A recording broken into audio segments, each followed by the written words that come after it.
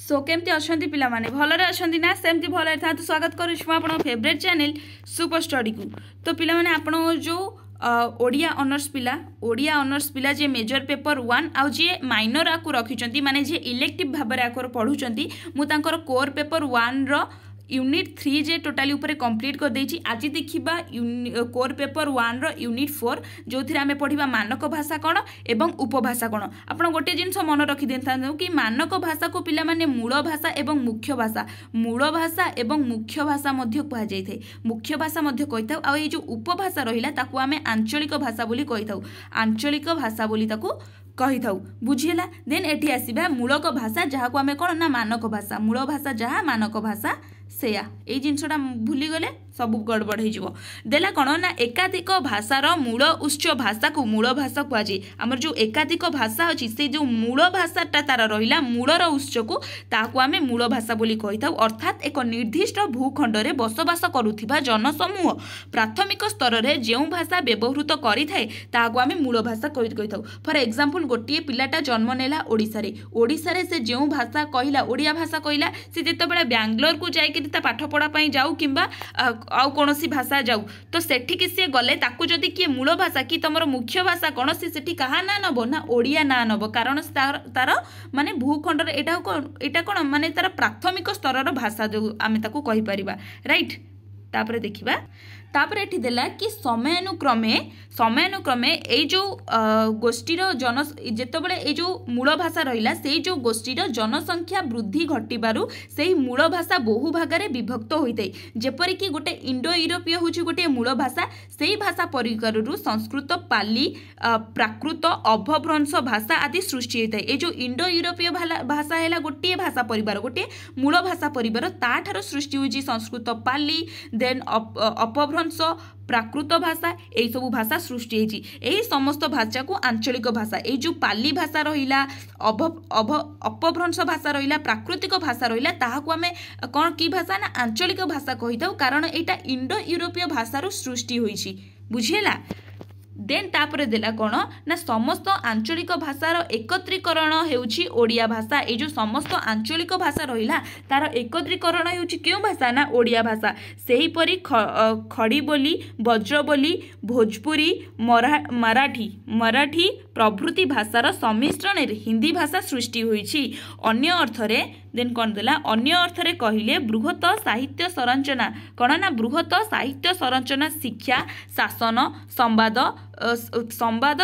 सरबरारे क्षेत्र में व्यापक भाव में व्यवहृत भाषा साधारणतः बहुजन स्वीकृत करिबारु अर्थात लिखित रूप भाव में प्रकाशित होइथिबारु ताको प्रामाणिक भाषा बा मानक भाषार रूप में आख्या मिली थाए। काहाको मानक भाषा रूप में आख्या मिली थाए ना आमर जो पिला माने रहिला कि बृहत साहित्य संरचना हो किंबा शिक्षा हो शासन क्षेत्र में जो सब भाषा व्यवहार होछि ना ताको बहु लोक स्वीकृति देई थाती तो सही लोक माने सही भाषार लिखित रूप प्रकाशित होइथाय ताहाको आमे प्रामाणिक भाषा बा मूल भाषा रूप में आख्या देई थाउ। तो एठी मानक भाषा को मूल भाषा कुहा गला मुख्य भाषा कुहा गला प्रामाणिक भाषा मध्य कुहा गला। मानक भाषा को केतेटा भाषा मानक भाषार अन्य भाषा रूप ना कोन ना गोटिए हैला प्रामाणिक भाषा गोटिए हैला मूल भाषा गोटिए हैला मुख्य भाषा बुझेला। मानक भाषार ए तीनटा नाम हैला प्रामाणिक बा मानक भाषा द्वारा व्याकरण नियंत्रित होता है। मोस्ट इंपोर्टेंट ए जो मानक भाषा द्वारा ही व्याकरणटा नियंत्रित होता है बुझेला पिला माने। आशा करछि आपण माने बुझी परिबे। देन रहिला आंचलिक भाषा। आंचलिक भाषा को कोन आमे कहिताउ ना उपभाषा। कोनोसी भाषा संप्रदाय अंतर्गत छोट छोट दल बा अंचलर विशेष रे जेउ भाषा प्रचलित होइथाय ताहाको आमे आंचलिक भाषा बा उपभाषा कहाजे ना कोन ना कोनोसी एक भाषा संप्रदाय अंतर्गत छोट छोट दल जो जेमिति कि ओडिया भाषा रहिला सेठी हमर गोटे रहउची ब्रह्मपुरी भाषा गोटे रहउची संबलपुरी भाषा एगुरा को आमे पिला माने उपभाषा कहिबा ना कि आमे याकू मानक भाषा कहिबा कारण मानक भाषाटा होउची टोटली ऊपर ओडियाटा बुझिएला। आशा करछि आपण माने बुझी पारुथिबे। देन आंचलिक भिन्नता ही उपभाषार सृष्टिर मूल कारण अटे। एहाकू इंग्राजी रे डायलेक्ट कुहा जाय। इंग्राजी रे उपभाषा को कोन कुहा जाय डायलेक्ट कुहा जाय। एही प्रतिशब्द रूप रे डॉक्टर सुकुमार सेन एहाकू उपभाषा नाम रे नामित करथिले। डॉक्टर सुकुमार सेन ए जो डायलेक्ट अछि सॉरी ଏହି ପ୍ରତିଶବ୍ଦ ରୂପରେ ଡକ୍ଟର ସୁକୁମାର ସେନ ଏହାକୁ ଉପଭାଷା ନାମରେ ନାମିତ କରିଥିବା ବେଳେ ଡକ୍ଟର ଶ୍ୟାମ ସୁନ୍ଦର ଦାସ ଆକୁ ବିଭାଷା ମାନେ ଏଇ ଯେଉଁ ଡକ୍ଟର ସୁକୁମାର ସେନ ରହିଲେ ଆକୁ ଉପଭାଷା ନାମରେ ନାମିତ କଲେ ଆଉ ଡକ୍ଟର ଶ୍ୟାମ ସୁନ୍ଦର ଦାସ ରହିଲେ ସେମାନେ ଆକୁ ବିଭାଷା ଓ ଡକ୍ଟର ଭୋଳାନାଥ ତିୱାରୀ ବୋଲି ଭାବରେ ଆକୁ ସମ୍ବୋଧନ କରିଥିଲେ। ଏଇଟା ସର୍ଟ क्वेश्चन ପିଲାମାନେ ନିହାତି ଆସିବ। ठीक अच्छे देन आंचलिक भाषा बा उपभाषार सृष्टि होबार कारण कौन ना गोटे स्थान अन्य गोटे स्थान माने गोटे स्थान गोटे मूलभाषिक दल बहु भाग में विच्छुरित होई विभिन्न स्थान में बसवास करने द्वारा से मूल भाषा सृष्टि संपर्क में रही अवस्थान करुथिबारु स्थानीय भाषा को ग्रहण करिथांती। फॉर एग्जांपल जदि गोटे ओडिया भाषा जाइकिना गोटे सुरट रे बा गुजरात रे काम करुची तो सेठी से जो भाषा प्रचलन करुची सेटा हबो उपभाषा ना कि तार मूल भाषा हबो बुझिला। देन प्राकृतिक विपर्यय द्वारा जेंति कि भूमिकंप बन्या मरुड़ी परी प्राकृतिक विपर्यय आदि घटना प्रवाह फल रे मूल स्थान छाड़ी अन्य आंचलिक क्षेत्र में बसवास करुथिबा द्वारा उपभाषा सृष्टि होइथे। देन दीटा कारण गला देन कौन देला ना राजनीति और अर्थनीति कारणरू अनेक व्यक्ति निज भाषा छाड़ी अन्य स्थान रे अन्य भाषा ग्रहण करती। एही नूतन विकास भाषा स्थानांतरित व्यक्तिर मूल भाषार एक उपभाषा रूप में परिचित होता है। देन भाषा और आंचलिक भाषा मध्य पार्थक्य ये जो भाषा आउ आंचलिक भाषा मध्य पार्थक्य कौन ना भाषा क्षेत्र और भाषार क्षेत्र और अपेक्षाकृत बृहत उपभाषा क्षेत्र में अपेक्षाकृत सीमित। ये जो भाषार क्षेत्र रहा सी अपेक्षाकृत बृहत अटे भाषाटा बृहत अटे बट उपभाषाटा कौन ना सीमित अटे। देन गोटे मूल भाषा मध्य अनेक आंचलिक भाषा बा उपभाषा रही पारि थाए। गोटे जो मूल भाषा रहिला सेथिरे अनेक आंचलिक भाषा रही पारे जेमिति कि ओडिया भाषा रहिला सेठी गोटे संबलपुरी भाषा रहिला गोटे बरहमपुरी भाषा मध्य रहिला। 3 नंबरटा कौन देला कि भाषा जननी हेले उपभाषा हेउची एहार कन्या। ए जो भाषाटा जदि जननी हुए उपभाषा हेउची तार कौन ना कन्या।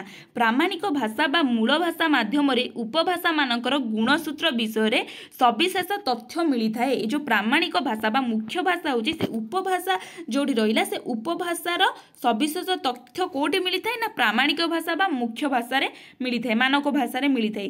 मूल भाषार व्यवहारित क्षेत्र साहित्य रचना शिक्षादान और शासन आदि कार्य व्यवहृत हुए मात्र उपभाषा केवल लोक साहित्य रचना और कथोपकथन क्षेत्र में सीमित रही है। ये जो मूल भाषा रहा है आगुरी कही आपको व्याकरण राजनीति शिक्षा क्षेत्र में मूल भाषा बा मानक भाषा व्यवहार होता बेले आंचलिक भाषा केवल कथोपकथन होता है।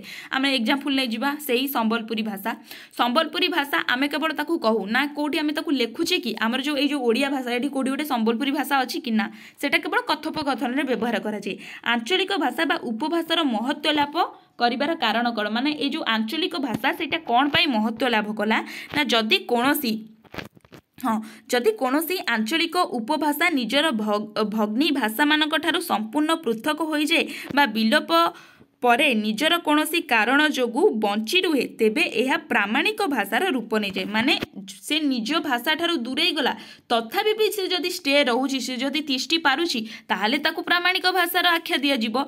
देन तापर कौन गला कि शासकर व्यवहृत उपभाषा शासित उपरे गभीर प्रभाव विस्तार करिथाय। माने जो शासकर उपभाषा रहिला सेटा शासित उपरे मध्य प्रभाव पकाइथाय। साहित्य क्षेत्र रे कौन देला ना साहित्य क्षेत्र में व्यवहृत हेले उपभाषार महत्व बढ़ी जाए। साहित्य क्षेत्र में जदि उपभाषा व्यवहृत हुए ताहले से उपभाषार महत्व बढ़ी जाए। देन देला उपभाषा व्यवहार करुथिबा गोष्ठी गौरवय स्थान अधिकार कले उपभाषार प्राधान्य बढ़ी जाए। जो उपभाषा व्यवहार करुथिबा जो गोष्ठी सेटा जदि जतबेले गौरव गोटे माने कौन गौरव पाइबो देन से उपभाषार कौन प्राधान्य बढ़ी जावा। फॉर एग्जांपल आम दबा जदि आम ओडिया इंडस्ट्री रु गोटे जाउची मूवी इंडस्ट्री को माने ओडिया इंडस्ट्री रु गोटे लोक गला मूवी इंडस्ट्री को सेठी जदि गोटे सुपर हिट मूवीटा दउची तो सेठी से हीरो ना रे ओडिशा को भी जानी जिबे जदि भी केही जानि नथबे आपण एग्जांपल दबा अनुसार तो से जिनसटा धार्मिक कौन देला कि धार्मिक प्रसिद्धि क्षेत्र में उपभाषार महत्व वृद्धि पाई थाए।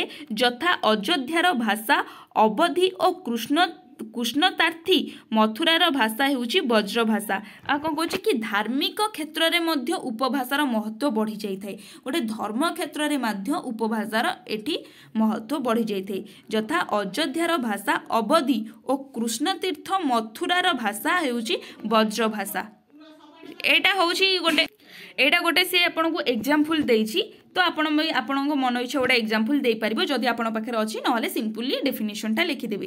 तो एटा थिला आपण मानकर कोन कोर पेपर 4 रो कोर पेपर 1 रो यूनिट 4 टा थिला। आशा करूछि वीडियोटी आपण पई बहुत हेल्पफुल हेतिबो। जदि भी हेल्पफुल हेछि ताले लाइक कमेंट शेयर निश्चिंत कर देबे। रहिली, नमस्कार, जय जगन्नाथ।